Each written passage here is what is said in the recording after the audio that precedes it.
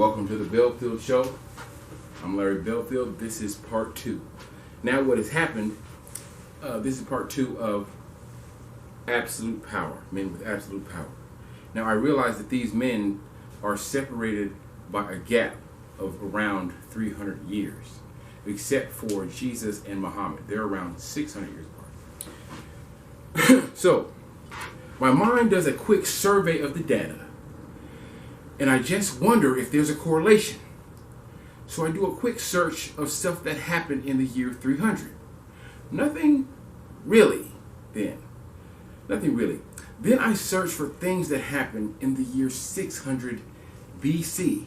Now, not much was happening on the actual date of 600. However, with some scrounging, I saw a pattern. This was the time the historians in the Middle East tracked back their line of kings. The Old Testament was almost complete at this time, the Torah.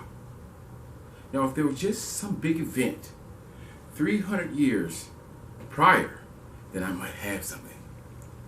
And would you believe, 300 years prior to around the Torah being written, Xerxes travels across the known world to face off with Leonidas the Great.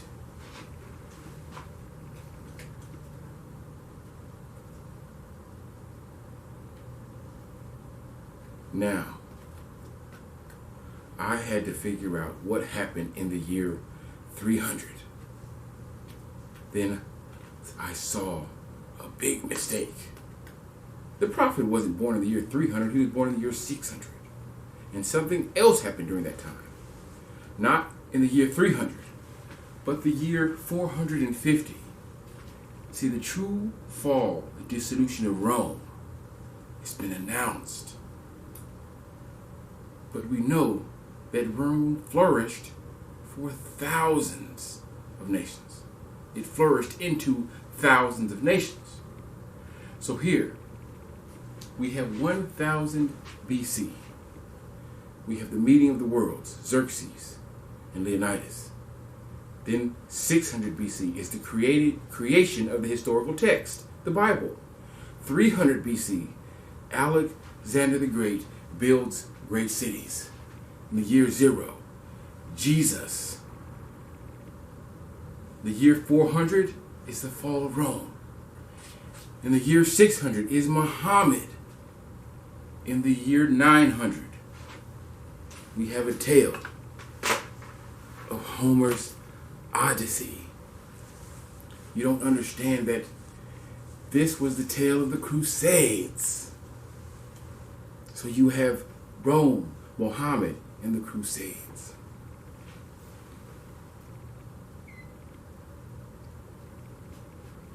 That leads us up to the year 1000. Now, you will not believe what happens in the year 1400. Right? Who is Joan of Arc? And then 300 years after 1400, you have the year 1700. Now these dates should scare you. Now, I hope you feel like I feel when you see this. When you hear this.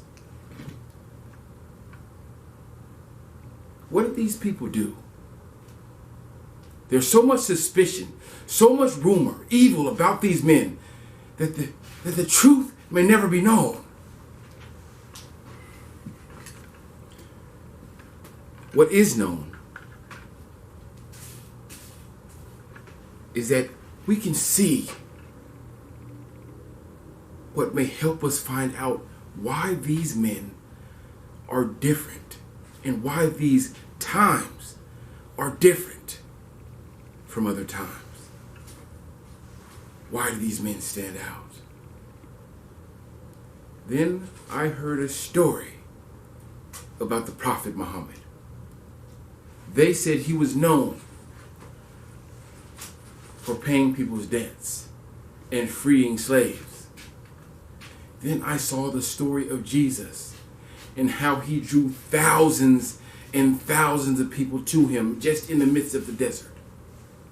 And then I saw the fishes and the loaves, where many hungry people walking with Jesus. And his disciples wanted him to tell the people to go so that they can find lodging and eat and do what's necessary for them. But they were in the desert and there was no food or water or anything for them. So a boy came and brought 2 fishes and 2 loaves of bread to Jesus, hoping that this would help. Now, I'm not clear on the story. I haven't fully, completely read the story myself, but I believe I've been told. So many were moved by the offering of such a small one that the giving of all the people left over 12 baskets of fish. See, then I saw something not so nice. I saw falling and disease, a city or a swell of people that gets bigger and bigger as it envelops each city. I saw a blob growing and consuming the world's people all at one time. So what is it? What do these men give the world? I don't know. Maybe the one with all the power. What they gave was so controversial that it threw the world into chaos. Wars and fighting and women. What did any of them do? The only person who hasn't done anything is Jesus. And he died on a cross.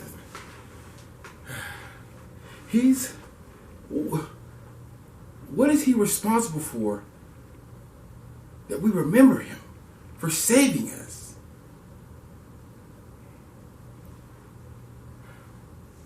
Save us. Did he save us?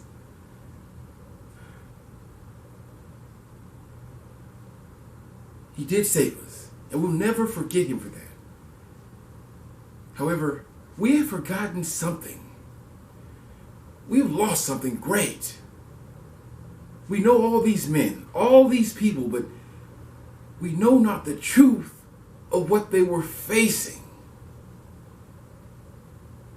What were they saving us from?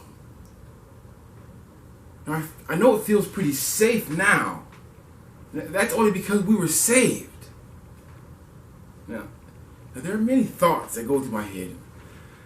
I thought there were like meteorites vaporizing the people of Earth every 300 years. I thought there was a super force of individuals that were like vampires. They only feed every 300 years.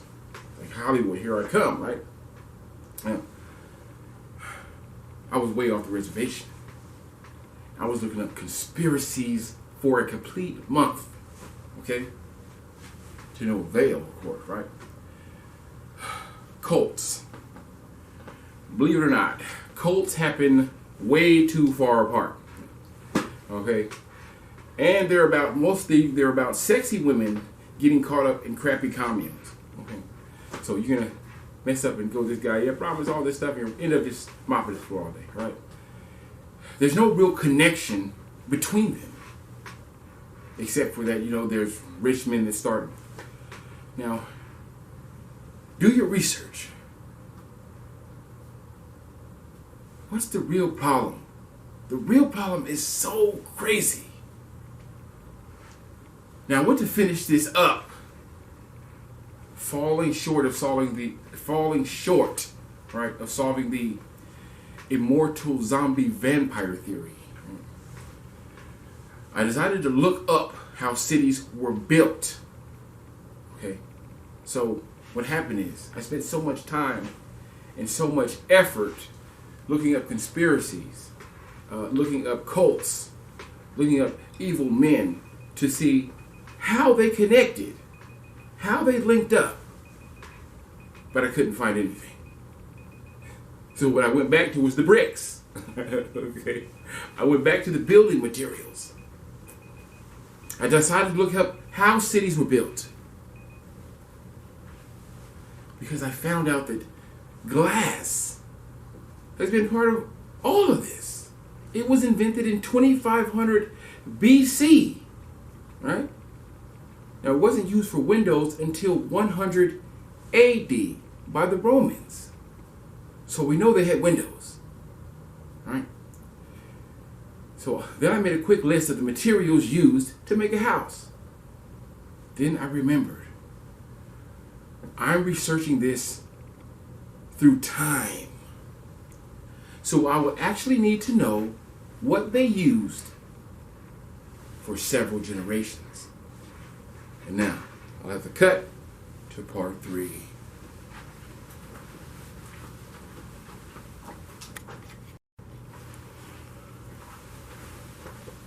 Welcome to the Belfield Show, my friends. This is part 3. Figuring out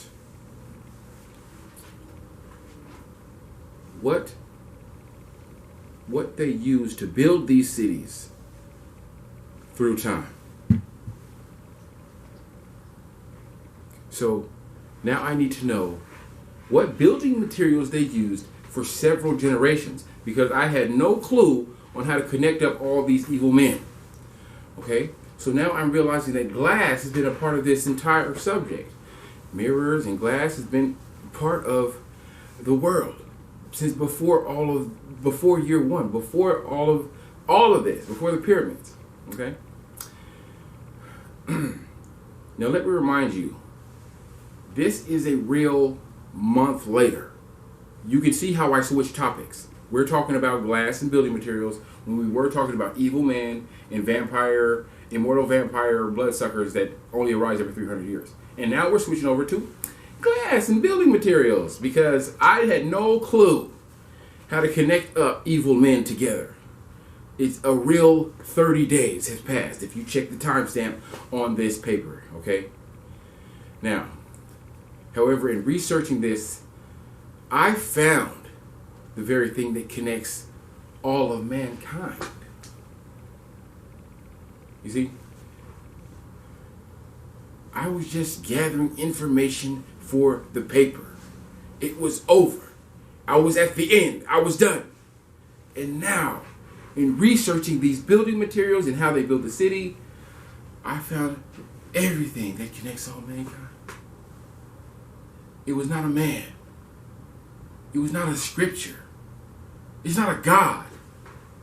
This one thing had the power to make kingdoms rise and the power to make them fall. This one thing brought us together long ago, tore us apart, and then put us right back together again. It tears down entire worlds, and we just keep going back to it like a drug or a disease. For whatever reason, we're on it right now.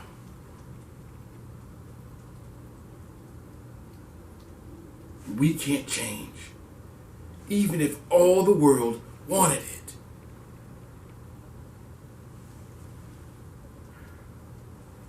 After my 7th time giving up, I stumbled across the answer that connects all of human life.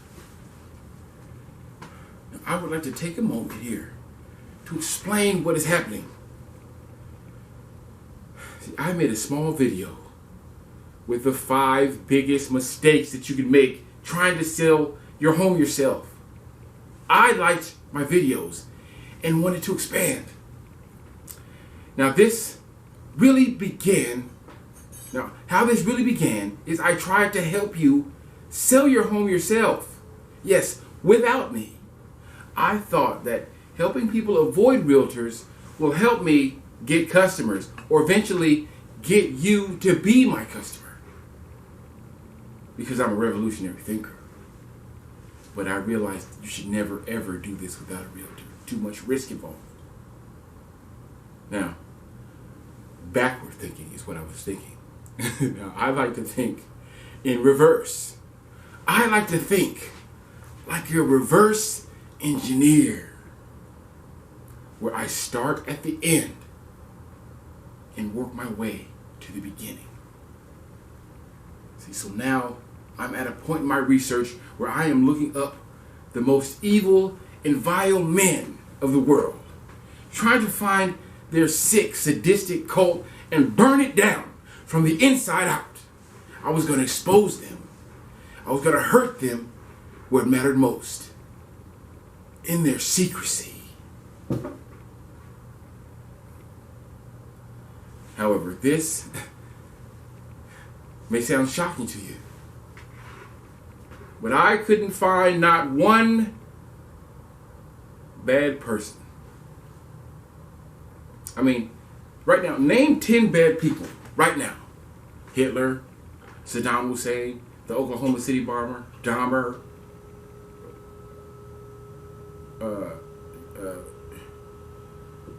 that one guy, like really. You see? Really name 10 men that are the evilest, the top 10 evilest men you ever think of.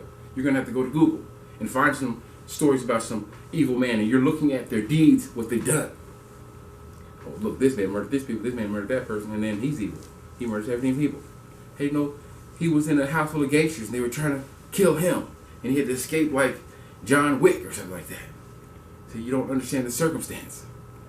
Now, what I found was amazing. Okay? I found myself trying to link up unbelievable acts of violence. And what I found was amazing. There is absolutely no connection between any of these men.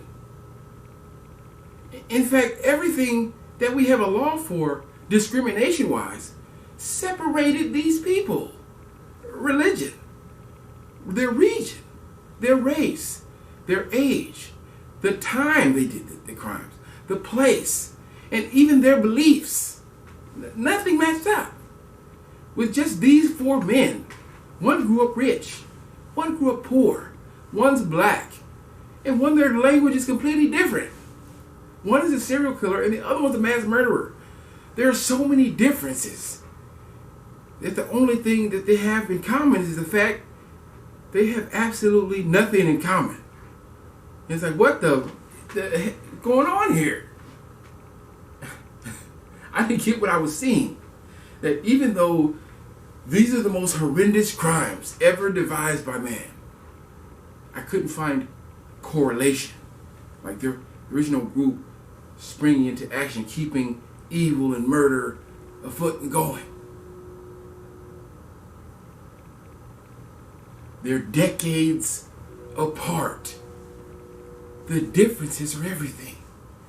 Their language, their occupation, their achievements, their trials, their hardships, their families. There's nothing pointing nowhere.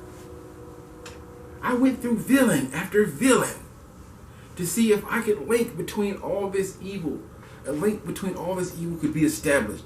I went back to the days of the flood with Noah and found that one of his descendants tried to take over the people with murder. However, he was overthrown, and later a good king was restored. However, such a thing also divided the people. Now, I honestly thought that the world was just full of evil. But after a month of this, I found that it's hard to be in control of people. Any mistake can make you a target of many foes. I am beginning to think that these men are most likely just trying to save their own skin. Calling themselves a god or killing half their own team might be a ploy to escape judgment. Meaning that they know somebody's onto them, somebody's after them, and somebody's trying to hurt them, And in an act of desperation, they're pushed to respond in such a manner. See, I believe that these men didn't seek out to be evil their entire lives. Most don't even have a real plan of conquest. I was trying to find a link between murderers and generals that order men to take out entire villages. But there's no real correlation. Except this. In every case of a bad person, I found a bad circumstance. And the most troubling thing I found was the lack of evil before tragedy. Most of these men were regarded as heroes at some point. All of them. Even before the tragedy and before the tragedies, they were mostly regarded as ordinary people that were just caught in a position. Now, I'm not about to clarify and take away any of the damages that these people have done. Now, I'm not about to go through Hitler's case and be like, there are insinuating circumstances. You know what I'm saying? Forget this. Look, his whole entire regime was corrupt, if you ask me. Okay? Now, that is the end of Section 3. Let us move. Section 4.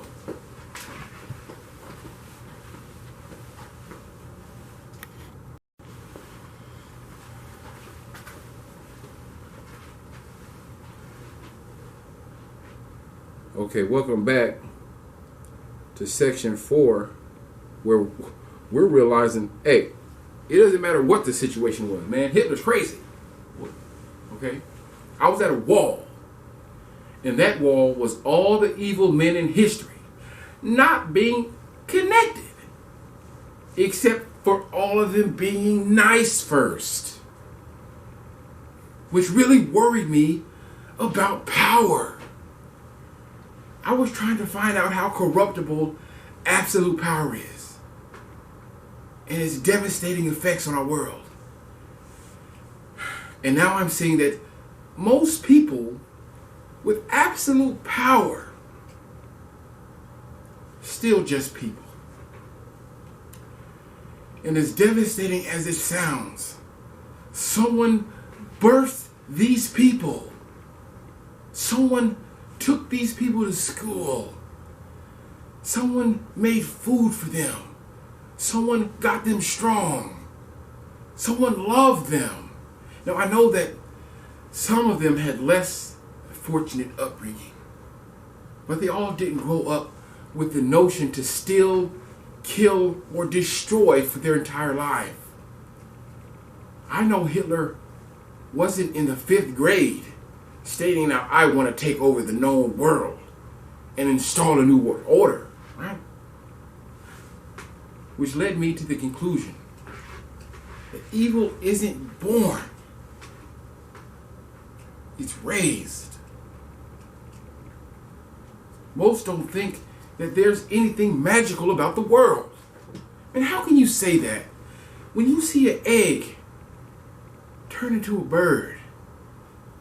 When you see a seed turn into a great tree, when you bite into an apple and your energy is replenished, and when you see a worm that walks upon a leaf and eats leaves all day, it takes them all day to eat one single leaf, then builds a cocoon around himself, and then transforms into a beautiful butterfly. You see children become adults. However, when you speak of evil people, you just put all the bad things on the people you hate. The truth is scary. If you put someone in a cocoon of evil, see, then a transformation will ensue. we know full well the ramifications of evil men. Why do we just accept it? Like, it's that one evil man over there. Never reviewing the circumstances. See, when I would be sitting here, spending months on end, chasing 1,000-year-old ghosts.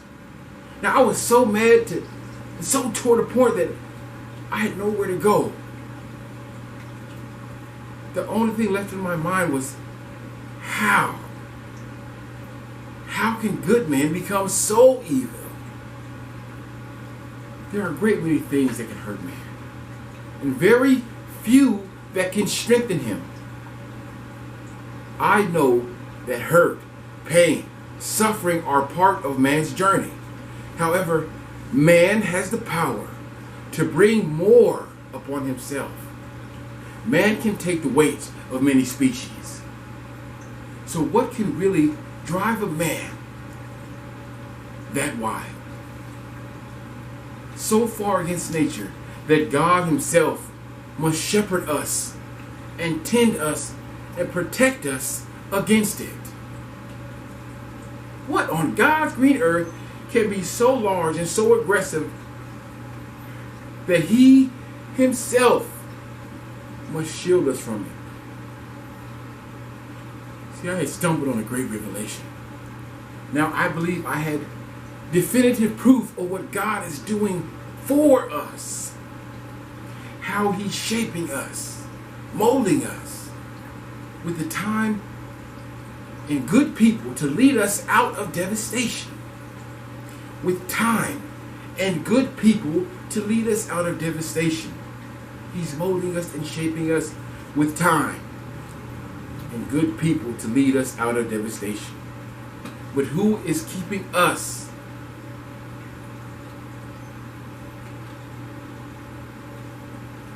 This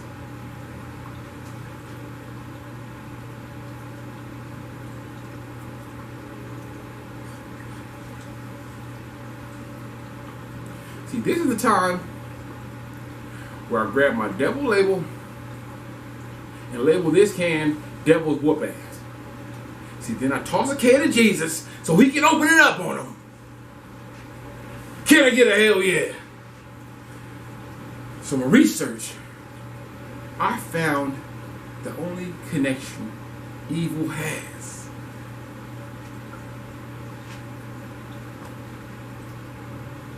Mankind.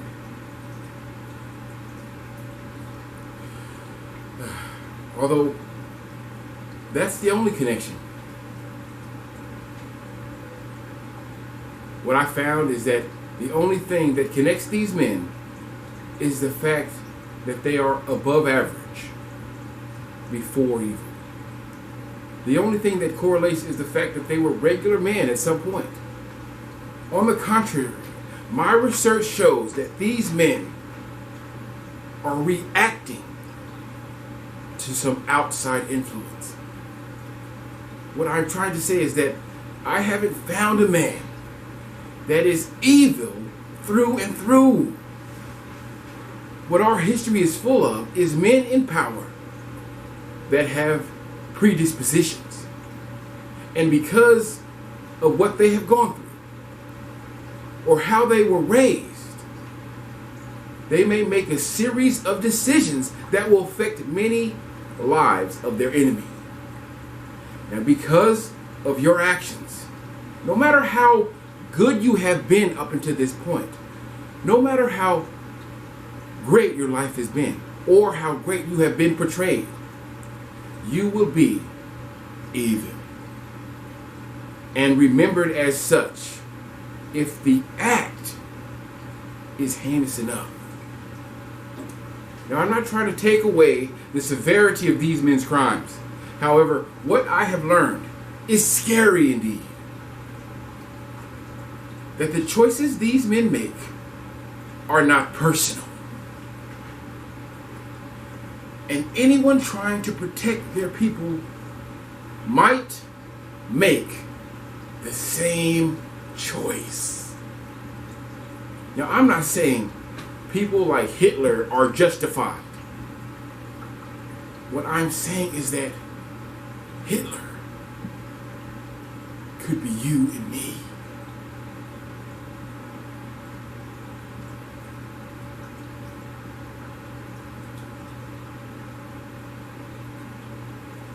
I have never had to face what he had to face. I have never been through what he's been through. Will I make the same choice in the same circumstance? These decisions are made by heads of state, generals, officials. Even if the body of your work is predominantly good, an act like this will place a scar on our world that will never heal. In the years since Nazism, America, we've rounded up people in Manzanar, the Japanese. America has killed over 1 million people in the Iraqi war in 2020. And now we have a bigger wall between us and Mexico. What I have found that these are normal reactions to these circumstances. We want to call Hitler evil, but what I found is that we never put ourselves in his shoes. What happens when your friends and family are facing the disease, when they're facing terror, when they're facing war? We just want to say evil and evil without ever looking at any circumstance. What we want to believe is that there's never a reason to kill that many people until there is. I don't know what's worse than killing 1 million people. And I don't want to know what having a reason to kill 1 million people is far worse. See, my pursuit to find corrupted men, to find evil men, what I found was actually extraordinarily good men living through evil times.